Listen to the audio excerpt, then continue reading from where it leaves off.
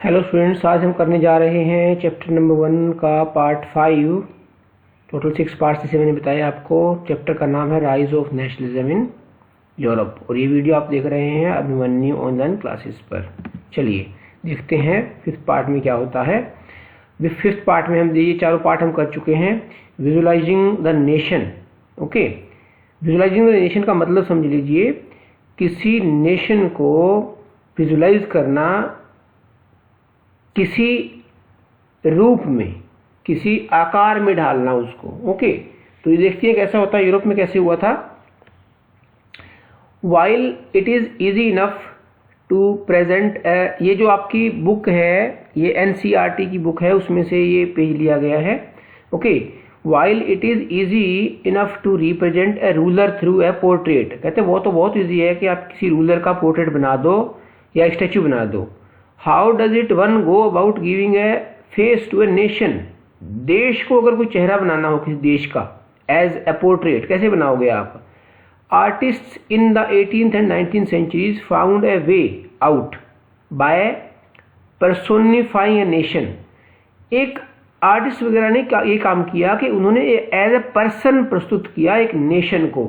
जैसे हम अगर इंडिया की बात करें तो हम क्या कहते हैं, भारत माता। ओके, तो वो हमने जो पोर्ट्रेट बनाया भारत माता का, उसको नाम दिया गया है personifying. Okay, in other words they represented a country as if it were a person.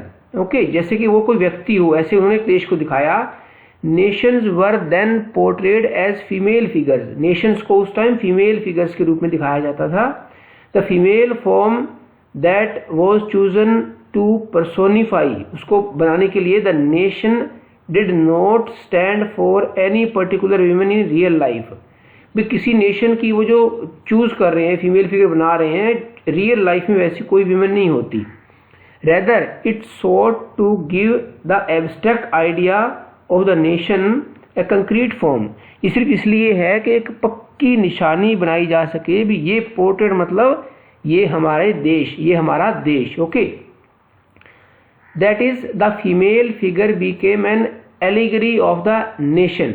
allegory एक वर्ड है जिसका मीनिंग जो है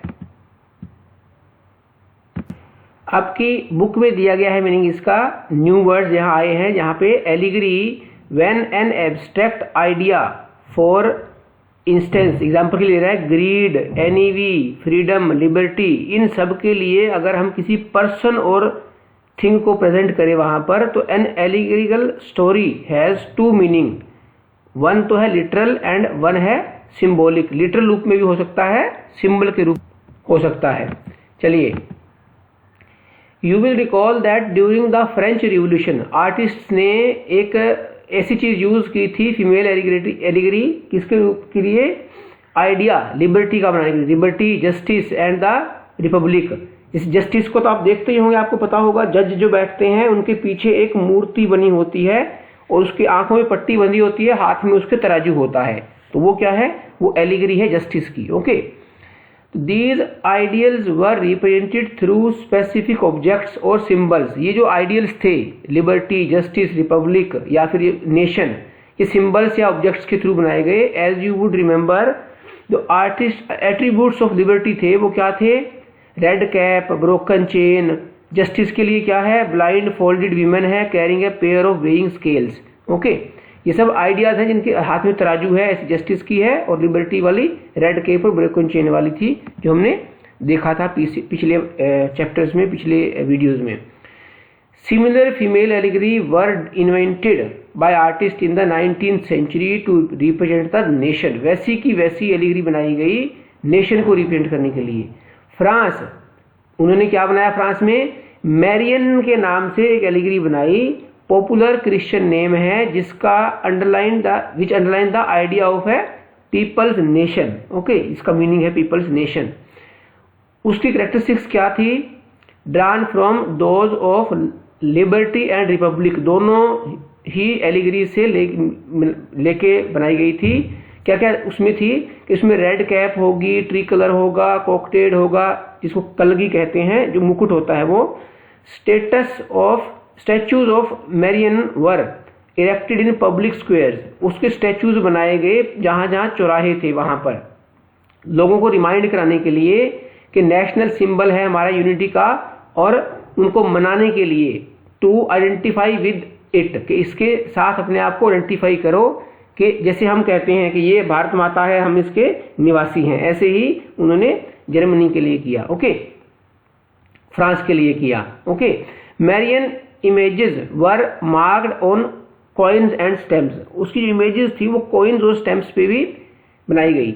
वो इमेज देख लीजिए कैसी थी, वो ऐसी इमेज थी, आपकी बुक में दी हुई है, जो जर्मनी वाली जर्मीनिया है, वो मैरियन है, ये जर्मीनिया है। फिलिप वेट ने 1848 में बनाई थी ये वाली तस्वीर, जैसे हमारी भारत माता की है वैसे ही ये जर्मनी वालों के लिए जर्मीनिया की है। Okay, similarly Germania became the allegory of the German nation in visual representations.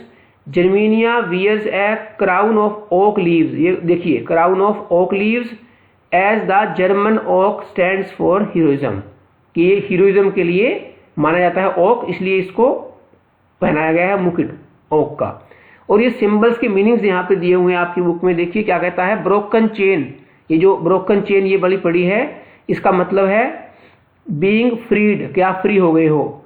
Okay, breast plate with eagle, breast plate है ईगल के साथ, symbol of German empire, strength का मीनिंग है।